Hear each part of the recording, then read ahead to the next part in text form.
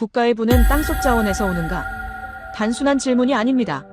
30년 동안 당연하게 여겨졌던 경제 공식이 시험대에 오른 순간입니다. 자원을 가진 나라가 강국이 된다는 오래된 전제.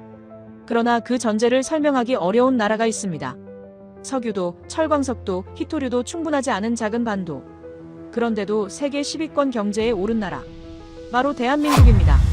자원이 아니라 다른 구조로 성장한 사례. 땅속이 아닌 흐름을 선택한 전략. 과연 무엇이 자원의 위력을 넘어선 것일까요? 오늘 MIT 강의실에서 시작된 그 질문의 답을 따라가 봅니다. 어디서 듣고 계신가요? 이야기 시작합니다. 교수가 칠판에 뭔가를 그었습니다. 길게, 단호하게. 30년간 써온 공식 하나가 그렇게 지워졌죠. 강의실 전체가 숨을 멈췄어요. 밀러 교수는 분필을 놓고 천천히 돌아섰습니다. 그의 눈빛에는 확신이 아니라 회의가 담겨 있었죠. 저는 그 순간을 놓치지 않았습니다. 안녕하세요. 저는 리나오입니다. MIT 국제경제학과 석사과정 2년차 중국 정부 장학생이죠. 베이징 대학을 수석으로 졸업했고 이곳에 온 목적은 명확했어요. 중국이 세계 경제를 어떻게 지배할 것인가에 대한 논리를 완성하기 위해서였습니다. 희토류, 제조업, 1대1로. 우리가 가진 모든 패는 명확했죠. 자원을 가진 자가 세계를 움직인다는 건 의심할 여지가 없는 진리였습니다. 그런데 오늘 밀러 교수의 표정은 달랐어요. 지난 학기까지만 해도 그는 자원 결정론의 화신 같은 사람이었습니다. 석유가 중동을 만들었고 다이아몬드가 남아프리카를 지배했으며 철광석이 브라질을 먹여 살렸다는 논리를 30년간 가르쳐온 학자였죠. 그의 논문은 세계은행 정책 자료로 인용됐고 각국 정부는 그의 이론을 근거로 자원 개발에 국가 예산을 쏟아부었습니다. 그런 사람이 지금 자기 이론을 지우고 있었어요. 교수는 천천히 입을 열었습니다. 저는 틀렸을지도 모른다고 그가 말했어요. 강의실이 웅성거리기 시작했습니다. 제 옆자리의 이반은 러시아에서 온 친구인데 천연가스 파이프라인으로 유럽을 쥐락펴락하는 자국의 힘을 늘 자랑하던 녀석이었죠. 그가 작게 웃으며 뭔가 농담이겠거니 하는 표정을 지었어요. 뒷자리의 카를로스는 브라질 출신으로 철광석 수출이 자기 나라 GDP의 큰 축을 담당한다는 사실을 입버릇처럼 말하던 학생이었습니다. 그 역시 고개를 갸웃했죠. 밀러 교수는 칠판 옆 스크린을 켰습니다. 세계 지도가 떴어요. 붉은색으로 표시된 나라들이 있었죠. 사우디아라비아, 러시아, 호주, 브라질, 남아공. 모두 자원대국이었습니다. 교수는 그 나라들을 하나씩 가리키며 말했어요. 이 나라들은 제 이론대로 성장했다고, 자원이 부를 만들었다고 말이죠. 저는 고개를 끄덕였습니다. 당연한 이야기였으니까요. 그런데 교수의 손이 지도의 한 곳에서 멈췄어요. 작은 반도 하나. 동아시아 끝자락에 붙어있는 지도에서 손톱만 한 크기의 땅이었습니다. 한국이었죠. 교수는 그 땅을 한참 바라보다가 천천히 말을 이었어요. 이 나라는 경제학계의 블랙홀이라네. 모든 자원 이론을 빨아들여 무력화시키지. 저는 미소를 지었습니다. 블랙홀이라니 과장이 심하다는 생각이 들었어요. 한국은 분명 빠르게 성장한 나라였지만 그건 어디까지나 운과 시기가 맞아떨어진 결과라고 생각했습니다. 미국의 원조, 일본의 기술 이전, 냉전 시대의 특수. 그런 요소들이 복합적으로 작용한 거였죠. 중국처럼 광활한 땅과 14억 인구, 그리고 세계 희토류의 90%를 장악한 나라와는 비교할 수 없는 수준이었어요. 교수는 화면을 넘겼습니다. 한국의 자원 보유 현황 그래프가 떴어요. 석유 매장량 제로, 천연가스 제로, 철광석 미미, 구리 미미, 희토류 전무. 모든 항목에 빨간 X 표시가 그려져 있었습니다. 교수는 그 화면을 가리키며 말했죠. 이 나라는 땅속에 아무것도 없다고, 그런데 1인당 GDP가 3만 달러를 넘었다고 말이에요. 강의실이 조용해졌습니다.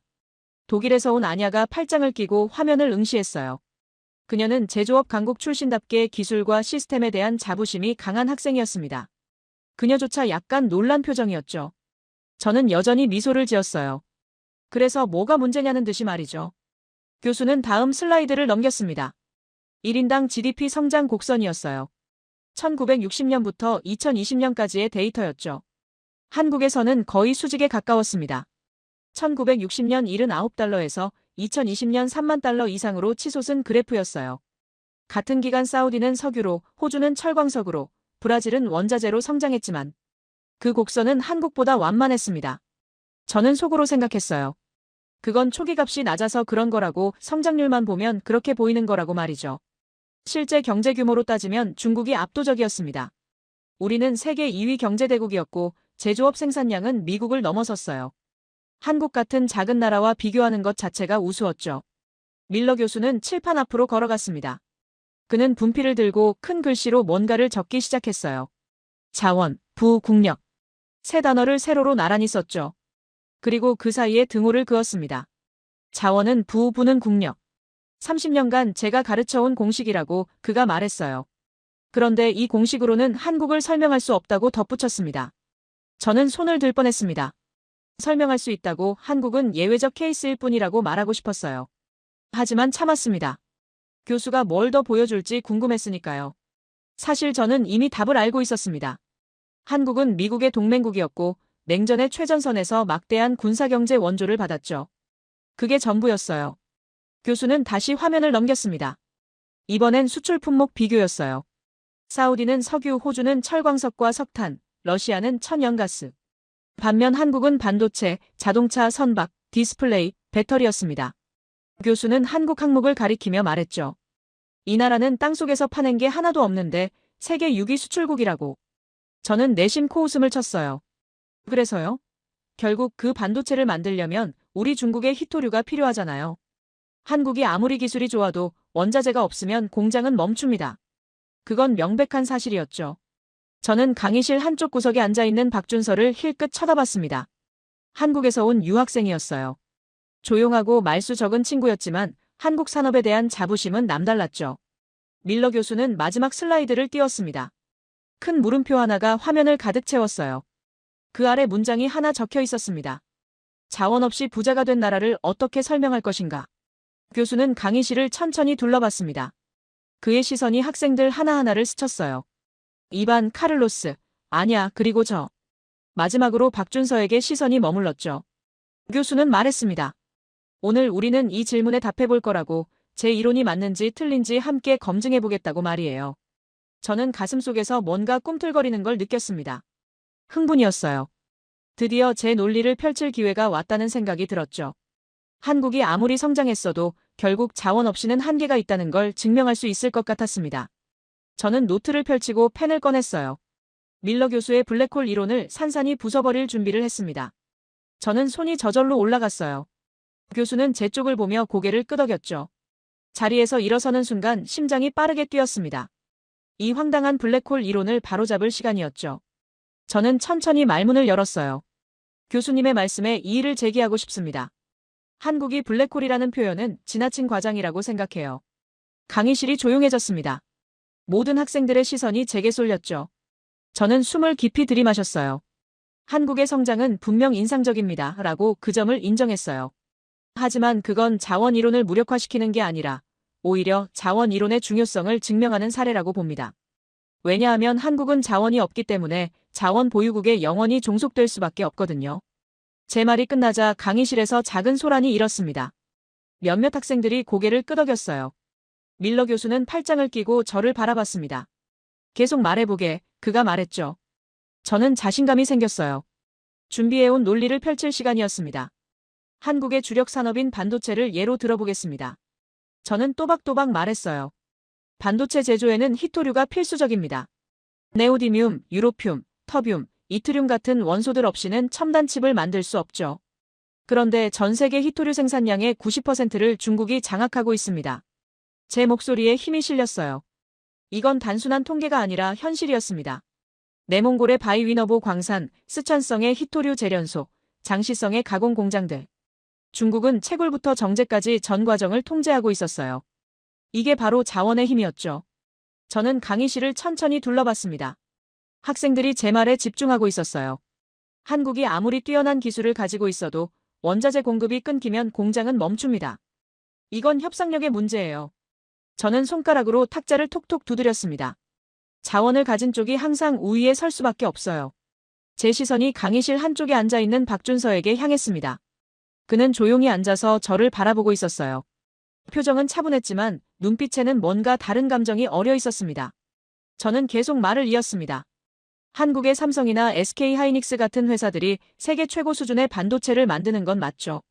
하지만 그 공장을 돌리려면 우리 중국에서 공급하는 히토류가 필요하지 않나요? 만약 중국이 히토류 수출을 중단한다면 어떻게 되겠습니까? 강의실이 더욱 조용해졌습니다. 제 질문은 가설이 아니라 실제로 일어날 수 있는 시나리오였어요. 2010년 중국과 일본 사이에 센카쿠 열도 분쟁이 있었을 때 중국은 실제로 일본에 대한 히토류 수출을 제한했었죠. 일본의 첨단 산업이 큰 타격을 받았습니다. 이게 바로 자원 통제력의 위력이었어요. 박준서는 입을 열려다가 다시 닫았습니다. 저는 그의 침묵을 확인의 신호로 받아들였어요. 제 논리가 맞다는 증거였죠. 저는 다시 교수를 향해 몸을 돌렸습니다.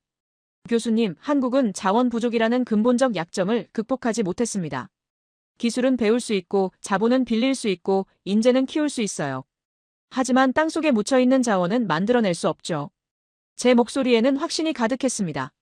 한국이 지금까지 성장할 수 있었던 건 중국을 비롯한 자원 보유국들이 원자재를 안정적으로 공급해줬기 때문입니다. 만약 그 공급이 불안정해진다면 한국 경제는 즉각 위기에 빠질 거예요. 이게 바로 자원의 중요성 아닙니까? 밀러 교수는 여전히 저를 바라보고 있었어요. 그의 표정에서 뭔가를 읽으려 했지만 쉽지 않았습니다. 저는 마지막 한 방을 날리기로 했어요. 실제로 최근 몇 년간 히토류 가격이 급등했을 때 한국의 반도체 업체들이 얼마나 애를 먹었는지 아십니까? 원자재 비용 상승이 바로 수익성 악화로 이어졌죠. 제 손가락이 다시 박준서를 가리켰습니다. 준서, 너희 나라는 우리 중국에 히토류 없으면 반도체 공장 문 닫아야 하지 않나? 저는 직접적으로 물었어요. 제 질문은 도발이었습니다. 하지만 동시에 팩트이기도 했죠. 한국은 히토류를 100% 수입에 의존하고 있었어요. 박준서는 여전히 침묵했습니다. 저는 그 침묵이 불편했는지 자리에서 약간 몸을 움직였어요. 하지만 그의 눈빛은 흔들리지 않았습니다. 오히려 뭔가 단단한 게 느껴졌죠. 저는 잠시 당황했지만 곧 다시 논리를 이어갔습니다. 이건 비단 히토류만의 문제가 아닙니다. 저는 목소리를 높였어요. 석유, 천연가스, 철광석, 구리, 니켈. 한국이 필요로 하는 거의 모든 원자재가 수입입니다. 에너지 자급률은 겨우 2% 수준이죠.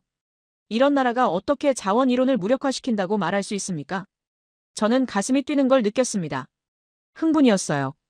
제 논리는 완벽했습니다. 데이터도 명확했고 사례도 구체적이었죠. 한국은 자원 이론의 발레가 아니라 오히려 자원 이론의 중요성을 증명하는 사례였어요. 자원이 없기 때문에 영원히 자원 보유국에 의존할 수밖에 없다는 걸 보여주는 나라였죠. 강의실의 분위기가 바뀌는 게 느껴졌습니다. 몇몇 학생들이 고개를 끄덕이고 있었어요. 이반은 작게 미소를 지었고 카를로스는 팔짱을 낀 채 만족스러운 표정을 지었습니다. 자원 강국 출신 학생들은 제 말에 동조하고 있었어요. 저는 승리의 순간을 맛보고 있었습니다. 밀러 교수는 천천히 고개를 끄덕였어요. 좋은 지적이네, 그가 말했습니다. 자원 의존도는 분명 중요한 변수지. 하지만 교수의 목소리에는 뭔가 더 있었어요. 제가 놓치고 있는 게 있다는 듯한 뉘앙스였죠. 저는 잠시 불안해졌지만 곧 그 감정을 떨쳐냈습니다. 제 논리는 완벽했으니까요. 저는 자리에 앉았습니다. 노트에 방금 한 말들을 정리하기 시작했어요. 히토류 통제력, 원자재 의존도, 에너지 자급률. 모두 제 주장을 뒷받침하는 핵심 키워드들이었습니다. 저는 펜을 놓고 교수를 바라봤어요. 이제 교수가 뭐라고 반박할지 궁금했습니다. 하지만 제 가슴 한편에는 미묘한 긴장감이 남아있었어요. 박준서의 침묵이 계속 신경 쓰였습니다. 왜 그는 아무 말도 하지 않았을까요? 제 질문에 답할 수 없어서였을까요? 아니면 답할 필요가 없다고 생각했던 걸까요? 저는 그 차이를 구분할 수 없었습니다. 제가 자리에 앉자마자 다른 손들이 올라가기 시작했습니다. 저는 그 광경을 보며 미소를 지었어요. 제 논리가 물꼬를 튼 거였죠. 이반이 가장 먼저 일어섰습니다. 그의 덩치 큰 체구가 강의실 한쪽을 차지했어요. 러시아 특유의 억센 억양이 섞인 영어가 울려 퍼졌습니다. 리나우의 말이 정확합니다. 이반이 말했어요. 그의 목소리에는 자신감이 넘쳤습니다. 러시아는 세계 최대 천연가스 수출국입니다. 유럽 전체가 우리의 파이프라인에 의존하고 있죠. 겨울만 되면 유럽 각국 정상들이 모스크바에 전화를 걸어옵니다. 가스 공급을 계속해달라고 사정하면서요. 저는 고개를 끄덕였습니다. 이반의 말은 과장이 아니었어요. 노르드 스트림 파이프라인은 유럽의 생명줄이었죠. 독일, 프랑스, 이탈리아. 이 나라들의 난방과 발전은 러시아 가스에 달려 있었습니다. 2006년과 2009년 우크라이나 가스 분쟁 때 러시아가 밸브를 잠그자 유럽 전체가 얼어붙었었죠. 이반은 계속 말을 이었습니다. 우리는 파이프라인을 통제합니다. 공급을 늘릴 수도 줄일 수도 있죠. 가격도 우리가 정합니다. 그의 손이 공중에서 밸브를 돌리는 신용을 했어요. 이게 바로 자원의 힘입니다. 기술은 배울 수 있지만 시베리아 땅속 천연가스는 배울 수 없죠. 강의실에서 웃음이 터져 나왔습니다. 저도 함께 웃었어요. 입안의 표현은 직설적이었지만 핵심을 찌르고 있었습니다. 한국이 아무리 기술을 발전시켜도 에너지 없이는 공장을 돌릴 수 없었어요. 그리고 그 에너지는 러시아 같은 자원 대국에서 나왔죠. 입안이 안짜 카를로스가 일어났습니다. 브라질 출신인 그는 항상 여유로운 미소를 지었는데 오늘은 그 미소가 더욱 짙었어요. 저는 브라질 이야기를 들을 준비를 했습니다. 철광석, 그게 카를로스의 자랑이었으니까요. 브라질은 세계 2위 철광석 생산국입니다. 카를로스가 말했어요. 발레 광산에서 나오는 철광석은 전 세계로 수출됩니다. 중국, 일본, 한국, 독일. 이 나라들의 제철소는 모두 우리 철광석으로 돌아갑니다. 그의 목소리에는 자부심이 가득했어요. 자동차를 만들려면 강철이 필요하고 강철을 만들려면 철광석이 필요합니다. 그 철광석은 우리가 공급하죠. 저는 속으로 계산을 했습니다. 한국의 포항제철, 현대제철 같은 회사들이 쓰는 철광석의 상당 부분이 브라질과 호주에서 왔어요. 카를로스의 말대로 철광석 없이는 자동차도 배도 만들 수 없었습니다. 기술이 아무리 좋아도 원료가 없으면 무용지물이었죠. 카를로스는 손가락으로 숫자를 세기 시작했어요. 2020년 브라질의 철광석 수출액이 230억 달러였습니다. 우리는 땅을 파서 돈을 벌어요. 공장도 기술자도 복잡한 공정도 필요 없습니다. 그냥 땅속에서 꺼내서 배에 실으면 되죠. 그게 바로 자원의 축복입니다. 신의 축복. 저는 그 표현이 마음에 들었어요. 정확한 표현이었습니다. 자원은 인간이 만들어낸 게 아니라 수억 년 전 지구가 준 선물이었죠. 어떤 나라는 그 선물을 받았고 어떤 나라는 받지 못했어요. 한국은 불행히도 후자였습니다. 강의실 뒤쪽에서 또 다른 손이 올라갔어요. 사우디아라비아에서 온 파드였습니다.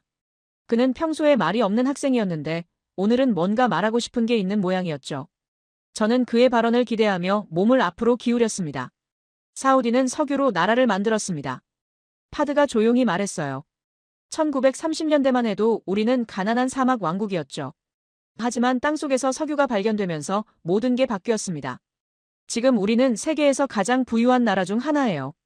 그의 목소리는 담담했지만 그 속에 담긴 자부심은 명확했습니다. 저는 사우디의 변화를 알고 있었어요. 석유 수출로 벌어들인 돈으로 사막의 도시를 건설했고 국민들에게 무상 교육과 의료를 제공했죠. 세금도 거의 없었습니다. 석유가 모든 걸 해결해줬어요. 이게 바로 자원의 마법이었습니다. 파드는 계속 말했어요.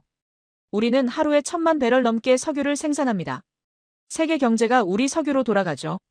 미국도, 중국도, 유럽도, 한국도 우리 석유가 필요합니다. OPEC 회의에서 우리가 감산을 결정하면 유가가 치솟고 증산을 결정하면 유가가 떨어집니다. 이게 영향력입니다. 저는 완전히 동의했어요. 석유는 단순한 상품이 아니라 무기였습니다. 1973년 오일 쇼크 때 중동 산유국들이 석유 수출을 제한하자 세계 경제가 마비됐었죠. 선진국들이 패닉에 빠졌습니다. 석유가 없으면 비행기도 자동차도 공장도 멈췄어요. 강의실 분위기가 완전히 바뀌었습니다. 자원 보유국 출신 학생들의 기세가 하늘을 찔렀어요. 저는 그들과 함께 있다는 사실이 자랑스러웠습니다. 중국도 자원 강국이었으니까요. 히토류뿐만 아니라 석탄, 철, 구리, 텅스텐. 우리가 가진 자원은 셀 수도 없었죠. 아냐가 손을 들었습니다. 독일 출신인 그녀는 지금까지 조용히 듣고만 있었어요. 저는 그녀가 뭐라고 할지 궁금했습니다. 독일은 자원부국은 아니었지만 제조업 강국이었으니까요. 혹시 다른 관점을 제시할까 싶었죠. 하지만 아냐의 말은 의외였습니다. 저도 자원의 중요성에 동의합니다. 그녀가 말했어요. 독일도 러시아 가스에 의존하고 있죠. 루르 지방의 공업지대도 과거에는 석탄이 있었기에 가능했습니다. 자원 없이 제조업을 하는 건 모래 위에 성을 쌓는 것과 같아요. 저는 놀랐습니다. 제조업 강국 출신인 아냐조차 자원의 중요성을 인정하는 거였어요. 그녀의 말은 우리 논리에 힘을 실어줬습니다. 독일처럼 기술이 발달한 나라도 결국 에너지와 원자재가 필요했죠. 기술은 자원을 대체할 수 없었어요. 저는 강의실을 둘러봤습니다. 학생들 대부분이 고개를 끄덕이고 있었어요. 자원론이 압도적 우위를 점하고 있었습니다. 한국 같은 예외적 사례 하나가 수십 년간 증명된 이론을 뒤집을 수는 없었죠. 저는 가슴이 벅차올랐습니다. 이반이 다시 한번 말했어요. 자원은 신이 내린 축복입니다. 그의 말투는 선언처럼 들렸죠. 어떤 나라는 축복받았고 어떤 나라는 그렇지 못했어요. 이건 노력으로 바꿀 수 없습니다. 땅속에 뭐가 있느냐가 국가의 운명을 결정하죠. 카를로스가 맞장구를 쳤습니다.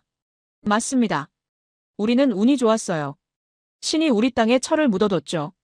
한국은 불행히도 그런 행운이 없었습니다. 그의 말에는 동정과 우월감이 뒤섞여 있었어요. 저는 그 감정을 이해했습니다. 자원을 가진 자와 갖지 못한 자의 차이였죠. 저는 다시 박준서를 쳐다봤습니다. 그는 여전히 조용히 앉아 있었어요. 표정은 담담했지만 저는 그 속에 숨겨진 무언가를 느꼈습니다. 분노일까요? 아니면 체념일까요? 알 수 없었어요. 하지만 그가 반박하지 못한다는 건 명확했습니다. 우리의 논리가 너무 강력했으니까요. 밀러 교수는 칠판 앞에 서서 우리의 토론을 지켜보고 있었습니다. 그의 얼굴에는 복잡한 표정이 어려 있었어요. 뭔가 말하고 싶은 듯 했지만 아직은 우리에게 시간을 주고 있었죠. 저는 교수가 결국 우리 논리를 인정할 거라고 생각했습니다. 강의실은 이제 자원론 지지자들의 무대가 되어 있었어요. 저희는 각자의 나라가 가진 자원을 자랑했고 그 자원이 가져다준 부와 영향력을 이야기했습니다. 석유, 가스, 철광석, 희토류. 이 단어들이 강의실을 채웠죠. 저는 펜을 들고 노트에 적었습니다. 자원은 곧 힘이다. 자원은 협상력이다. 자원은 축복이다. 제 글씨는 힘차고 자신감 넘쳤어요. 오늘 토론은 제가 예상했던 대로 흘러가고 있었습니다. 한국이라는 작은 예외 하나가 거대한 진리를 무너뜨릴 수는 없었어요. 저는 만족스러운 미소를 지으며 몸을 뒤로 기댔습니다. 승리의 순간이 가까워지고 있었어요. 밀러 교수가 움직였습니다. 천천히 하지만 단호하게요. 저는 그 움직임을 포착했어요. 교수는 칠판 앞으로 걸어가서 분필을 집어들었습니다. 강의실이 조용해졌죠. 저는 몸을 앞으로 기울였어요. 이제 교수가 우리 논리를 인정할 차례였습니다. 흥미로운 토론이었네. 교수가 말했어요. 자원이 국력을 만든다는 주장, 논리적으로 들리지. 하지만 그의 목소리에는 뭔가 다른 게 있었습니다. 반전의 기미였죠. 저는 긴장했어요. 교수는 칠판에 큰 글씨로 한 단어를 적었습니다. 네덜란드. 저는 눈살을 찌푸렸습니다. 네덜란드요? 왜 갑자기 네덜란드가 나오는 거죠? 그 나라는 자원 대국도 아니었어요. 제 머릿속이 복잡해지기 시작했습니다. 교수는 분필을 내려놓고 우리를 둘러봤어요. 자네들은 네덜란드 병이라는 걸 아나? 강의실에 침묵이 흘렀습니다. 저는 그 용어를 어디선가 들은 것 같았지만 정확히 뭔지는 몰랐어요. 이반도 카를로스도 고개를 갸웃했습니다. 교수는 천천히 설명하기 시작했어요. 1959년 네덜란드 북해에서 천연가스가 발견됐네. 엄청난 양이었지. 유럽 최대 규모였어. 저는 귀를 기울였습니다. 천연가스 발견이라니 축복 아닌가요? 이반이 방금 말했던 것처럼 가스는 돈이었습니다. 유럽 전체에 팔 수 있는 자원이었죠. 네덜란드는 분명 부자가 됐을 거예요. 제 예상은 맞는 것 같았어요. 교수는 계속 말했습니다. 네덜란드는 순식간에 부자가 됐지. 가스 수출로 막대한 돈이 들어왔어. GDP가 치솟았고 정부 예산은 넘쳐났네. 그런데 문제가 생겼어. 저는 몸을 더욱 앞으로 기울였어요. 무슨 문제요? 돈이 넘쳐나는데 무슨 문제가 있었다는 거죠? 제조업이 무너지기 시작했지. 교수의 목소리가 낮아졌어요. 가스 수출로 돈을 벌 수 있는데 누가 공장에서 힘들게 일하겠나? 투자도 제조업에서 자원산업으로 쏠렸어. 인재들도 가스 회사로 몰려갔고. 결국 네덜란드의 전통적인 산업 기반이 붕괴됐네. 저는 당황했습니다. 그게 문제인가요? 자원으로 돈을 버는데 굳이 제조업을 할 필요가 있나요? 오히려 효율적인 거 아닌가요? 저는 교수의 논리를 이해할 수 없었어요. 하지만 교수는 멈추지 않았습니다. 화면에 그래프가 떴어요. 네덜란드의 제조업 고용률 변화였습니다. 1960년대부터 가파르게 하락하는 선이 그려져 있었죠. 교수는 그 선을 가리켰어요. 이걸 경제학에서는 네덜란드 병이라고 부르네. 자원 발견이 오히려 경제를 병들게 만드는 현상이지. 제 머릿속이 혼란스러워졌습니다. 자원이 경제를 병들게 만든다고요? 그건 말이 안 됐어요. 자원은 축복이었습니다.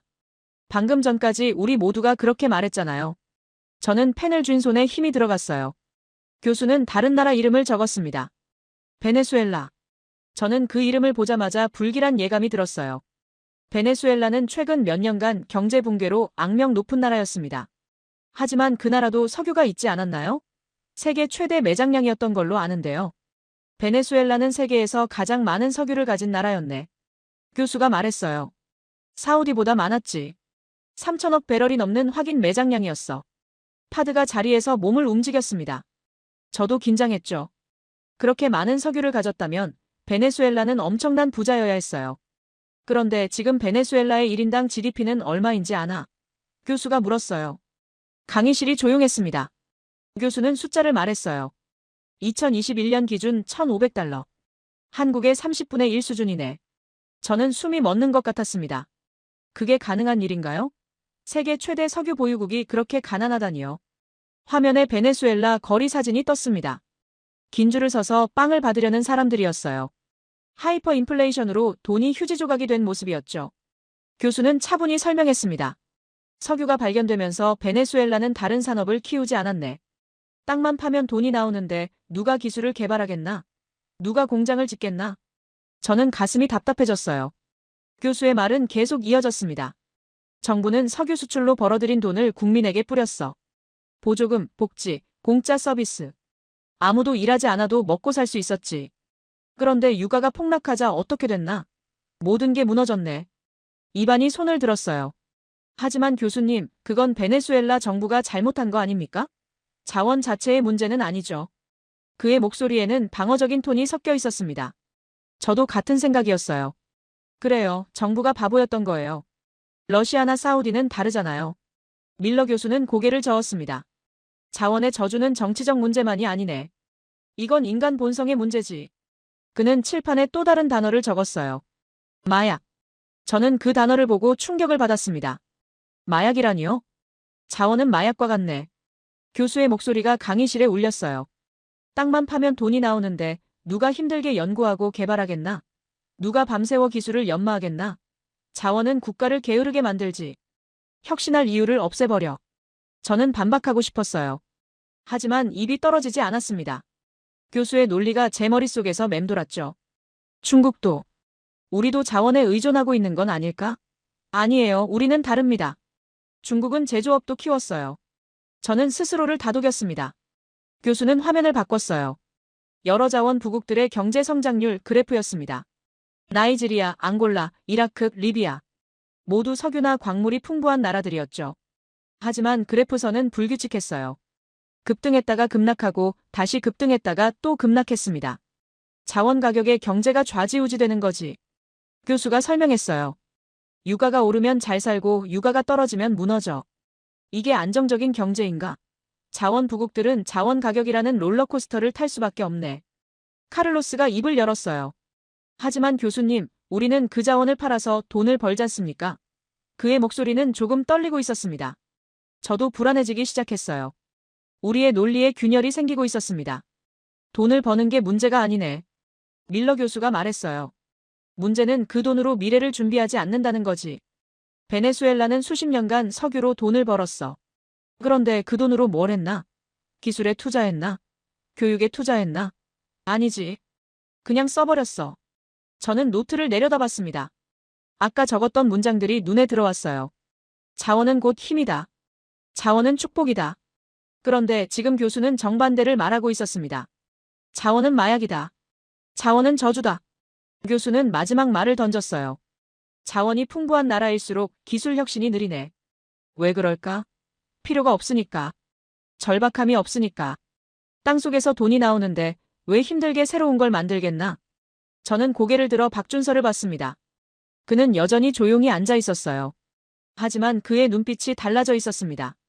아까의 침묵은 무력함이 아니었어요. 기다림이었죠. 교수가 말해줄 걸 알고 있었던 거였습니다. 저는 펜을 내려놓았어요. 손이 떨렸습니다. 제 확신에 처음으로 금이 가는 순간이었죠. 저는 떨리는 손으로 펜을 다시 집어들었습니다. 뭔가 적어야 할 것 같았어요. 하지만 무엇을 적어야 할지 몰랐습니다. 교수의 말들이 머릿속에서 소용돌이쳤죠. 자원은 마약이다. 자원은 저주다. 아니에요. 그럴 리 없어요. 저는 스스로를 다독이며 고개를 저었습니다. 밀러 교수는 잠시 침묵했어요. 강의실 전체가 숨죽이고 있었습니다. 아까의 들뜬 분위기는 온데간데 없었죠. 자원 보유국 출신 학생들의 얼굴에서 자신감이 조금씩 빠져나가고 있었어요. 이반은 팔짱을 낀 채 화면을 노려보고 있었고 카를로스는 손톱을 물어뜯고 있었습니다. 교수는 천천히 다음 슬라이드로 넘어갔어요. 포항이라는 단어가 화면에 떴습니다. 저는 그 이름을 알고 있었어요. 한국의 제철 회사였죠. 포스코, 정확히는 포항제철이라고 불렸던 회사였습니다. 교수는 그 회사의 로고 옆에 숫자들을 띄웠어요. 연간 매출, 순이익, 수출액. 저는 그 숫자들을 보며 놀랐습니다. 생각보다 훨씬 컸어요. 1968년 이야기를 해볼까? 교수가 말했어요. 그때 한국은 제철소를 짓기로 결정했네. 땅속에 철광석도 없고 석탄도 없는 나라가 말이야. 세계은행은 이 계획을 미친 짓이라고 했지. 자원도 없는 나라가 무슨 제철소냐는 거였어. 저는 고개를 끄덕였습니다. 당연한 반응이었죠. 철광석도 없이 제철소를 짓는다는 건 말이 안 됐어요. 그런데 한국은 밀어붙였네. 교수의 목소리가 강의실에 울렸습니다. 호주에서 철광석을 사오고 캐나다에서 석탄을 수입했지. 매로 실어 날랐어. 엄청난 물류 비용이 들어갔네. 저는 속으로 계산했어요. 원자재를 수입하고 운송비까지 내고 그러면 원가가 얼마나 올라가겠어요? 경쟁력이 있을 리 없었습니다. 브라질이나 호주는 광산 바로 옆에 재련소가 있었네. 교수가 설명을 이어갔어요. 철광석 캐서 바로 재련하면 되니까 비용이 낮았지. 한국은 그 철광석을 10,000km 떨어진 곳까지 배로 실어 날라야 했어. 누가 봐도 한국이 불리했네. 저는 완전히 동의했습니다. 물류에서 이미 진 게임이었어요. 화면에 그래프가 나타났습니다. 1970년대 초반 철강 생산원가 비교였어요. 브라질, 호주, 한국. 세 나라의 막대가 나란히 서 있었습니다. 예상대로 한국의 막대가 가장 높았어요. 원가가 비쌌던 거죠. 저는 속으로 생각했습니다. 그래서 결국 망했겠네. 원가 경쟁에서 밀렸으니까요. 그런데 교수는 다음 슬라이드를 넘겼어요. 1980년대 그래프였습니다. 저는 눈을 크게 떴어요. 한국의 막대가 가장 낮아져 있었습니다. 브라질과 호주를 제치고 세계 최저 원가를 달성한 거였어요. 어떻게 이런 일이 가능했을까요? 물류 비용이 사라진 건 아닐 텐데요. 기술이네. 교수가 단순하게 말했어요. 한국은 불리한 조건을 기술로 극복했지. 연속주조 공법, 고로 효율화, 품질 관리 시스템. 매 순간 혁신했어. 왜냐하면 그렇게 하지 않으면 살아남을 수 없었으니까. 절박함이 기술을 낳았네. 저는 입술을 깨물었습니다. 절박함. 아까 교수가 말했던 그 단어였어요. 자원이 없으면 절박해진다고, 그 절박함이 혁신을 만든다고 했었죠. 반대로 자원이 있으면 절박하지 않고, 그래서 혁신하지 않는다는 논리였습니다. 저는 그 논리가 마음에 들지 않았지만 부정할 수도 없었어요. 교수는 다른 숫자를 보여줬습니다. 철광석 거래 가격과 철강 제품 가격의 비교였어요. 저는 그 숫자들을 보며 충격을 받았습니다. 철광석 1톤 가격은 $100 정도였는데 그걸 가공한 자동차용 강판은 톤당 $1,000가 넘었어요. 10배 차이였습니다. 자네가 말하는 자원 대국들은 한국에 철광석을 팔았네. 교수가 저를 똑바로 쳐다보며 말했어요. 톤당 $100를 받고 말이야. 푼돈이었지. 저는 반사적으로 반박하려 했습니다. 푼돈이라니요? $100가 푼돈입니까? 하지만 교수는 계속 말을 이었어요. 한국은 그 철광석으로 자동차와 배를 만들어서 팔았네. 교수의 손가락이 화면의 다른 숫자를 가리켰습니다. 자동차 한 대 가격 $20,000. 선박 한 척 $5,000,000. 한국은 $100짜리 철광석을 사서 $20,000, $5,000,000짜리 제품으로 만들어 팔았지. 누가 큰 돈을 벌었나? 강의실이 완전히 조용해졌습니다. 카를로스의 얼굴이 창백해지는 게 보였어요. 그는 브라질이 철광석을 팔아서 돈을 번다고 자랑했었죠. 하지만 지금 교수는 그게 푼돈이라고 말하고 있었습니다. 저는 가슴이 답답해졌어요. 이건 맞는 말이었습니다. 2020년 통계를 보세. 교수가 새로운 화면을 띄웠어요. 호주의 철광석 수출액 $650억. 엄청난 숫자였습니다. 하지만 교수는 바로 다음 슬라이드로 넘어갔어요. 한국의 철강 제품 수출액 $3,000억. 저는 숨이 막혔습니다. 거의 5배 차이였어요. 자원을 파서 파는 나라와 자원을 가공해서 파는 나라의 차이네. 교수가 정리했어요. 전자는 땅속에 돌을 팔고 후자는 기술과 부가가치를 판단해. 어느 쪽이 더 많이 벌까? 저는 대답할 수 없었습니다. 답은 명백했으니까요. 교수는 더 잔인한 데이터를 보여줬어요. 고용 창출 효과였습니다. 철광석 채굴 산업은 기계화되어 있어서 직접 고용이 적었어요. 반면 자동차 산업, 조선 산업은 수십만 명을 고용했습니다. 연구원, 엔지니어, 숙련공, 협력업체 직원들. 생태계 전체가 달랐죠. 자원산업은 고용이 적네. 교수가 말했어요. 광산 하나에 몇백 명 일할까? 하지만 자동차 공장 하나는 몇만 명을 먹여 살리지. 부가가치 산업과 자원산업의 차이야. 저는 중국의 히토류 산업을 떠올렸습니다. 맞아요. 우리도 채굴 자체보다는 가공해서 더 많은 사람을 고용하고 있었어요. 그리고 가장 중요한 건 이거네. 교수의 목소리가 낮아졌어요. 자원은 언젠가 고갈되지만 기술은 계속 발전해. 철광석은 파면 사라져. 하지만 철강 기술은 계속 축적돼. 어느 쪽이 지속 가능할까? 저는 노트를 내려다봤습니다. 아까 제가 자랑스럽게 적었던 문장들이 눈에 들어왔어요. 히토류 통제력, 자원 패권. 지금 보니 그게 전부가 아니었습니다. 아니, 어쩌면 본질이 아니었을지도 몰라요. 저는 혼란스러웠습니다. 화면에 마지막 슬라이드가 떴어요. 한국 부산항의 야경이었습니다. 수백 척의 배들이 정박해 있고 거대한 컨테이너 크레인들이 밤하늘을 찌르고 있었어요. 그 옆에 숫자가 적혀 있었습니다. 연간 처리 물동량 2천만 TEU. 세계 6위 항구였습니다. 이 배들은 뭘 싣고 나갈까? 교수가 물었어요. 철광석? 석유? 아니지. 반도체, 자동차, 선박, 디스플레이, 배터리. 모두 기술 집약적 제품들이네. 한국은 자원을 수입해서 기술을 수출하는 나라야. 저는 그 말을 곱씹었습니다. 자원을 수입해서 기술을 수출한다. 교수는 칠판 앞으로 다시 걸어갔어요. 그리고 아까 적었던 등식을 가리켰습니다. 자원은 부는 국력. 교수는 분필로 그 등식에 큰 물음표를 그렸어요. 정말 그럴까? 아니면 이렇게 써야 하는 건 아닐까? 교수는 새로운 등식을 적었습니다. 기술은 부가가치, 부가가치는 국력. 저는 그 등식을 바라봤어요. 제 머릿속에서 뭔가가 무너지고 있었습니다. 30분 전만 해도 확신에 차 있었던 제 논리가 흔들리고 있었죠. 자원이 전부가 아닐 수도 있다는 생각이 스며들고 있었어요. 저는 주먹을 꽉 쥐었습니다. 아직 끝난 게 아니에요. 분명 반론할 수 있을 거예요. 저는 다시 손을 들 준비를 했습니다. 저는 손을 번쩍 들었습니다. 참을 수 없었어요. 교수가 제 쪽을 보며 고개를 끄덕이자 저는 자리에서 벌떡 일어났습니다. 가슴속에서 뜨거운 무언가가 끓어오르고 있었어요. 분노였을까요? 아니면 불안이었을까요? 저도 잘 몰랐습니다. 다만 한 가지는 확실했어요. 이대로 물러설 수는 없다는 거였죠. 교수님 말씀은 이해합니다. 저는 최대한 침착한 목소리를 유지하려 애썼어요. 하지만 제 목소리는 이미 떨리고 있었습니다. 한국이 기술로 성공한 건 인정해요. 그런데 그건 결국 운이 좋았던 거 아닙니까? 제 말이 끝나자마자 강의실에서 웅성거림이 일었습니다. 저는 그 반응에 힘을 얻어 계속 말을 이었어요. 한국은 냉전 시대의 미국의 전략적 요충지였잖아요. 저는 손가락으로 하나씩 짚어가며 말했습니다. 막대한 원조를 받았고 베트남 전쟁 특수를 누렸고 일본의 기술 이전도 받았어요. 이런 행운이 겹쳤기 때문에 가능했던 거죠. 만약 다른 조건이었다면 한국도 실패했을 겁니다. 밀러 교수는 저를 조용히 바라봤습니다. 그의 눈빛에서 뭔가를 읽으려 했지만 쉽지 않았어요.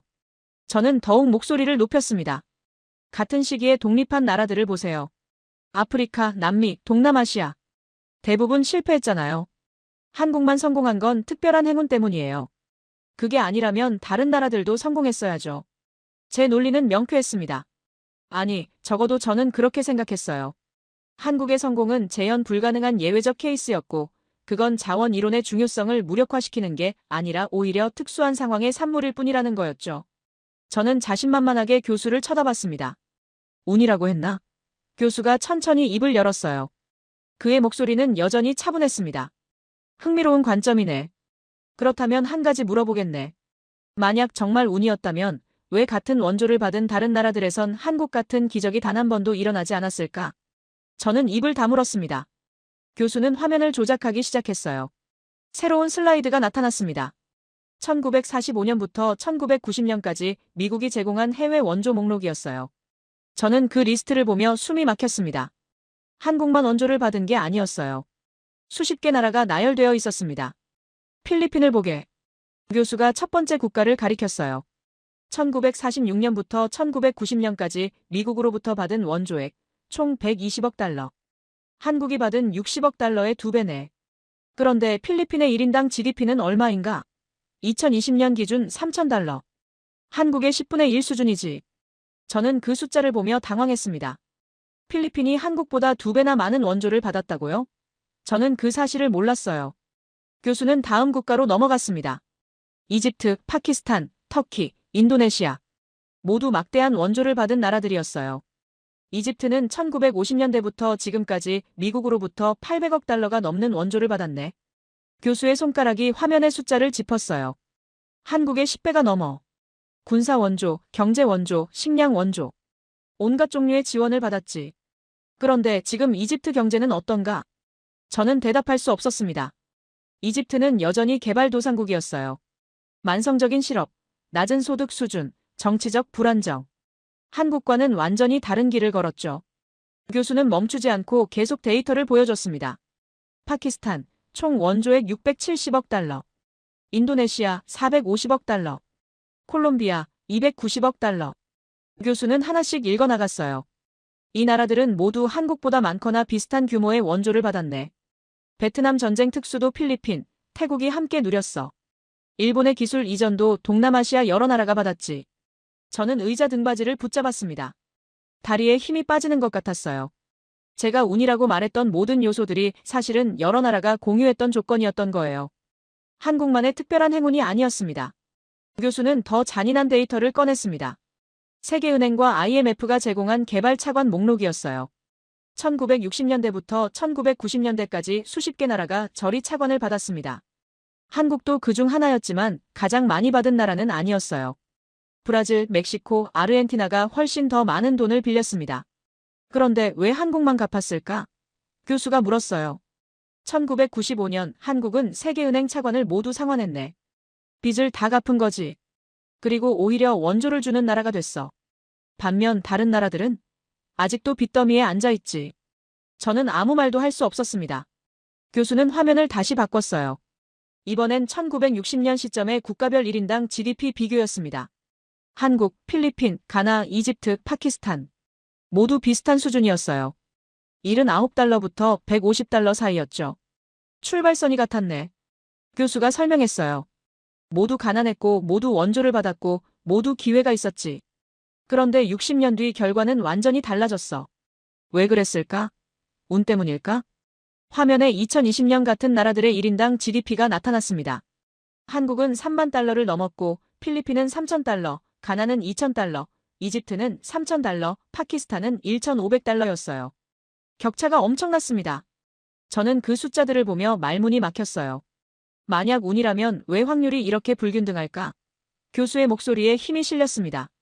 왜 같은 조건에서 출발한 수십 개 나라 중에서 한국만 성공했나? 동전을 던져서 앞면이 나올 확률은 50%지. 그런데 50개 나라가 동전을 던졌는데 한 나라만 앞면이 나왔다면 그게 정말 운일까? 저는 입술을 깨물었습니다. 교수의 논리는 명쾌했어요. 통계적으로 봤을 때 한국의 성공이 순전히 운이었다면 다른 나라들 중 최소한 몇 개는 비슷한 성과를 냈어야 했습니다. 하지만 그런 나라는 없었어요. 대만과 싱가포르 정도가 비슷한 궤적을 그렸지만 그들도 자원이 없는 나라들이었죠. 교수는 마지막 슬라이드를 띄웠습니다. 한국, 대만, 싱가포르의 공통점이라는 제목이었어요. 3가지 항목이 적혀 있었습니다. 자원 빈국, 교육 투자, 수출 주도 공업화. 저는 그 단어들을 하나씩 읽었어요. 자원이 없다는 게 공통점이었습니다. 자원이 없었기 때문에 절박했네. 교수가 정리했어요. 절박했기 때문에 교육에 투자했고 기술을 개발했고 수출로 살 길을 찾았지. 반면 원조를 받고도 실패한 나라들의 공통점은 뭘까? 그들 대부분은 자원이 있었어. 석유든 광물이든 비옥한 땅이든 뭔가 있었지. 그래서 절박하지 않았어. 저는 천천히 자리에 앉았습니다. 더 이상 서 있을 힘이 없었어요. 제 논리가 완전히 무너졌습니다. 운이라고 말했지만 데이터는 그게 운이 아니라는 걸 명확히 보여주고 있었어요. 같은 조건에서 출발한 수십 개 나라 중에서 왜 하필 자원 없는 나라들이 성공했을까요? 강의실은 정적에 휩싸였습니다. 아무도 말하지 않았어요. 이반도, 카를로스도, 파드도 모두 침묵했습니다. 우리의 자신감은 온데간데 없었죠. 저는 노트를 내려다봤어요. 아까 적었던 문장들이 이제는 낯설게 느껴졌습니다. 히토류 통제력, 자원 패권, 신의 축복. 이 단어들이 정말 본질이었을까요? 저는 고개를 들어 박준서를 봤습니다. 그는 여전히 조용히 앉아 있었어요. 하지만 그의 눈빛이 달라 보였습니다. 아까는 방어적으로 보였는데 지금은 뭐라고 표현해야 할까요? 차분한 자신감 같은 게 느껴졌어요. 마치 이미 알고 있었다는 듯이 말이죠. 저는 고개를 숙인 채 가만히 앉아 있었습니다. 강의실의 정적이 제 어깨를 짓눌렀어요. 숨소리조차 조심스러웠습니다. 펜을 쥔 손은 여전히 떨리고 있었고 노트에 적힌 글자들은 이제 의미를 잃은 것처럼 보였죠. 자원은 힘이다. 자원은 축복이다. 그렇게 확신했던 문장들이 지금은 그저 잉크 자국일 뿐이었어요. 밀러 교수는 잠시 침묵했습니다. 강의실 전체가 숨죽이고 있었어요. 교수는 천천히 물 한 모금을 마시고 화면을 조작하기 시작했습니다. 새로운 슬라이드가 나타났고 저는 반사적으로 고개를 들었어요. 화면에는 낯선 이름이 하나 떠 있었습니다. 요르단. 저는 그 나라에 대해 많이 알지 못했어요. 중동의 작은 왕국이라는 것, 석유가 없다는 것 정도였죠. 교수는 요르단 지도를 띄웠습니다. 사막으로 둘러싸인 내륙 국가였어요. 국토의 대부분이 황량한 모래땅이었고 서쪽 끝에 아주 작은 해안선 하나가 보였습니다. 붉은 선으로 표시된 그 해안선은 지도에서 거의 점처럼 작았어요. 1965년 이야기를 해보겠네. 교수가 말을 시작했어요. 그때 요르단과 사우디아라비아 사이에 영토 협상이 있었지. 요르단은 사우디에게 제안했어. 우리 땅 7,000제곱킬로미터를 주겠다고 말이야. 저는 귀를 기울였습니다. 7,000제곱킬로미터라니 엄청난 땅이었어요. 서울시 면적의 10배가 넘는 크기였죠. 교수는 지도에서 그 지역을 표시했습니다. 요르단 남동쪽의 광활한 사막지대였어요. 모래와 바위뿐인 황무지였지만 면적만큼은 어마어마했습니다. 그런데 요르단이 그 땅을 포기한 이유가 뭐였을까요? 저는 궁금했어요. 대신 요르단이 요구한 게 뭐였는지 아나? 교수가 물었습니다. 강의실은 조용했어요. 교수는 지도의 서쪽 끝을 확대했습니다. 아카바만의 해안선이었어요. 교수는 그 작은 선을 가리키며 말했습니다. 16km. 요르단은 7,000제곱킬로미터 사막 대신 16km 해안선을 선택했네. 저는 계산기를 두드렸습니다.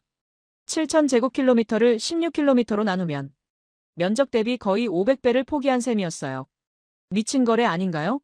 넓은 땅을 버리고 좁은 해안선을 택하다니 저는 이해할 수 없었습니다. 사막이라고 해도 땅은 땅이었어요. 혹시 그 밑에 석유라도 있을지 누가 알겠어요? 하지만 요르단의 선택은 명확했네. 교수가 설명을 이어갔어요. 그들은 땅이 아니라 바다를 원했지. 아니, 정확히는 바다로 나가는 길을 원했어. 그 16km 해안선에 항구를 건설했네. 아카바항이야. 저는 그 이름을 처음 들었습니다. 들어본 적 없는 항구였어요. 화면에 아카바항의 사진이 떴습니다. 거대한 컨테이너 크레인들이 줄지어 서 있었고 수십 척의 화물선들이 정박해 있었어요. 현대적인 항만 시설이었습니다. 교수는 그 사진 옆에 통계를 띄웠어요. 연간 처리 물동량 800만 톤. 요르단 GDP의 25%가 이 항구를 통해 창출된다고 했습니다. 만약 요르단이 사막을 선택했다면 어땠을까? 교수가 반문했어요. 7,000제곱킬로미터 사막에서 뭘 할 수 있었을까? 석유도 없고 물도 없고 식물도 자라지 않는 땅이었지. 하지만 16km 해안선은 세계로 통하는 문이 됐어. 저는 그 말을 곱씹었습니다. 문, 출구, 연결. 교수는 다른 지도를 보여줬어요.